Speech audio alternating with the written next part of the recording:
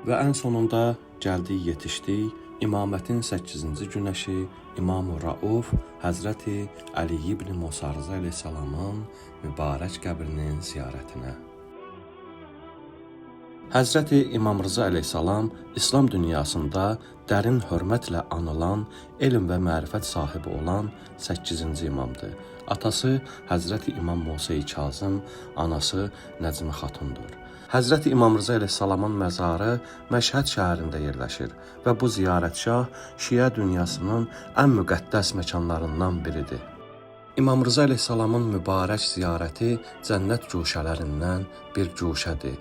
Övladı Həzrəti İmam Cavad əleyhissalam buyurur: kim atam İmam Rza əleyhissalamı qərib halda ziyarət eləsə, cənnət o şəxsə vacib olar.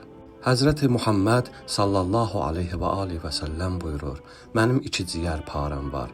Biri qızım Həzrəti xanım Zəhra, digəri isə mənim övladlarımdan olan və qərib halda dünyasını dəyişəcək Əli ibn Musa Rzadır. Kim onun qəbrini ziyarət eləsə, məni ziyarət etmiş sayılır.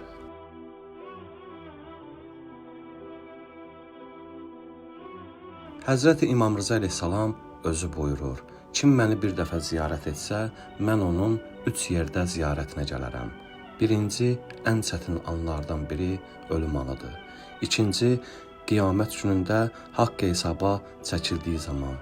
Üçüncü, Sirat körpüsündən keçərkən.